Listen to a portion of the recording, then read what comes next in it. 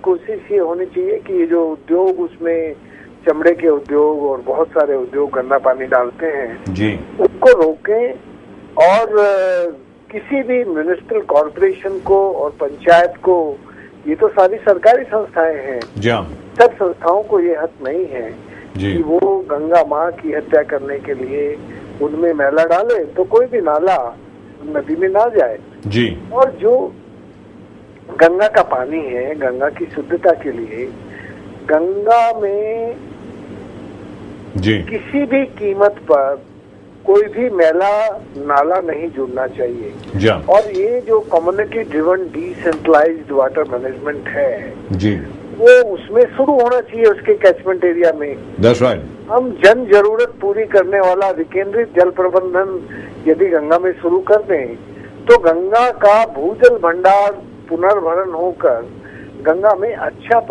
पानी का प्रवाह बढ़ेगा, तो ये प्रदूषण भी कम होगा और गंगा की जो विलक्षण प्रदूषण नाशनी शक्ति कम हुई है वो दोबारा से पुनर्जीवित होगी। माशाल्लाह। और यहाँ पर डॉक्टर राजेंद्र सिंह, जिस प्रकार आप बार बार आप पहले भी कह चुके हैं और ये मैं दोहराना चाहता हूँ कि पारंपरिक तौर से हम लोगों को हमारी नदियों का ख्याल रखना आता है, ऐसा नहीं कि नहीं आता है। परंपरा भारत की बहुत अच्छी है, लोकल नॉलेज जो है लोगों की वो बहुत अच्छी है। क्या उसको इस्तेमाल नहीं करना चाहिए? जो जैसे केवट समाज है, मैं एक उदाहरण आपको देना चाहता हूँ। कानपुर का जो केवट समाज है वो सब लोग सामने आए और उन्होंने कहा कि हम लोग आपके साथ जुड़ने को तैयार हैं, और वो जुड़ भी गए हैं। और आज की तारीख में जहां जहां पर प्रदूषित पानी का प्रवाह हो रहा है, जहां जहां पर प्रदूषण का प्रवाह हो रहा है गंगा में, हर रोज जाकर के वो पोल्यूशन बोर्ड को रिपोर्ट दे रहे हैं। लेकिन वो दूसरी बात है कि इतना ज्यादा प्रदूषण आ रहा है, तकरीबन 49 लाख लीटर प्रदूषित पानी, यानी और उस मतलब मल मूत्र और औद्योगिक मलबा जो डाला जाता है सिर्फ कानपुर में ही, उसको रोकना तकरीबन नामुमकिन है, unless and until that is diverted somewhere else और all these factories are taken somewhere else. Now, why don't we do that? Why do we regard the people who live along the coast as ignoramuses? Why don't we take them into confidence? उनकी knowledge को use करके और उनकी skills को use करके क्यों हम अपनी नदियों को क्यों बचाने की कोशिश नहीं करते? सर बताएं। देखिए, गंगा पर आज 3 बड़े खतरे हैं जी।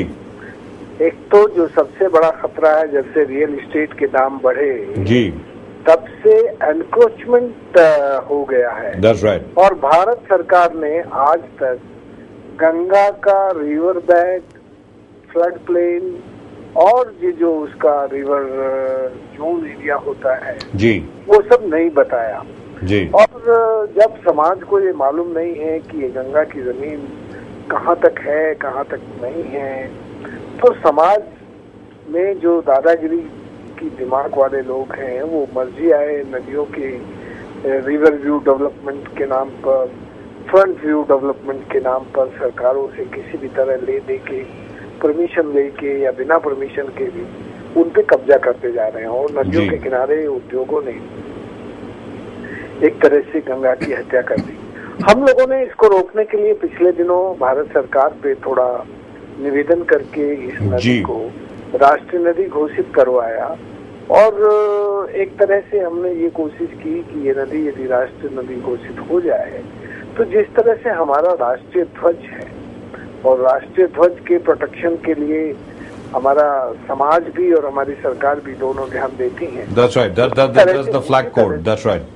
जी, उसी तरह से गंगा का प्रोटेक्शन भी करना हमारे समाज का और हमारे राज्य का दोनों का जिम्मा है। That's right. तो वैसे भारत सरकार ने अब बहुत कुछ अच्छी चीजें की हैं जो 18 अगस्त को अभी प्रधानमंत्री जी ने पर्यावरण मंत्रियों के सम्मेलन में कही। मोटे तौर पर यदि हम गंगा का अतिक्रमण और गंगा का प्रदूषण और गंगा के भूजल का शोषण रोक दें जी, और गंगा में जो प्रधानमंत्री जी ने कहा है कि अब हम पर्यावरणीय प्रवाह सुनिश्चित करेंगे जी, और गंगा का कैचमेंट ट्रीटमेंट और ये सब इकोलॉजिकल फ्लो ये सब देंगे, तो ये कुछ अच्छे संकेत हैं कि सरकार भी अब अपनी जिम्मेदारी को अच्छे से समझकर निभा रही है। लेकिन डॉक्टर राजेंद्र सिंह, रिजुविनेशन है जी, समाज नहीं निभा रहा है। जी, समाज नहीं निभा रहा है, लेकिन सर जहां तक सरकार का सवाल है, डॉक्टर राजेंद्र सिंह, और इस वक्त एक बार फिर हम बता दें, हमारे साथ है Ramon Magsaysay award winner doctor Rajendra Singh, who has done pioneering work in the rejuvenation of rivers. Sir, लेकिन आप ये बताएं कि जहां तक गंगा की रीजुविनेशन का प्रश्न है, एक स्कूल ऑफ थॉट ये भी कहता है कि जब तक के नरोना में और जब तक के टिहरी डैम में गंगा को बंधक बना के रखा जाएगा, जब तक के उस पानी को कुछ मात्रा में या 50%, 40% या जितना भी आप एट पीरियोडिक इंटरवल्स गंगा में वापस रिलीज नहीं करेंगे, तब तक Ganga will not be able to rejuvenate herself. Doctor Rajendra Singh बताएं।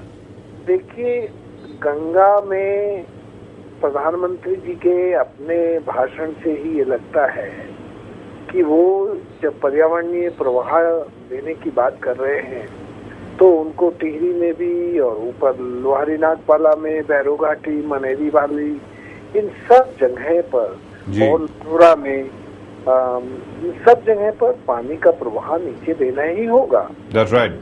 गंगा में यदि नदी का प्रवाह नहीं होगा तो ये मलबा और ये प्रदूषण सब बढ़ता जाएगा और गंगा के किनारे की लाचारी, बेकारी और बीमारी और बढ़ेगी और संकट बढ़ेंगे।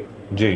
तो इस संकट के समाधान के लिए आज इस बात की बहुत जरूरत है कि गंगा में सतत शुद्ध सदा नीरा बना के रखने का काम हम ऊपर से ही नदी के प्रवाह को स्वतंत्र और अविरल बनाएं और उसमें पानी का प्रवाह दें। That's right.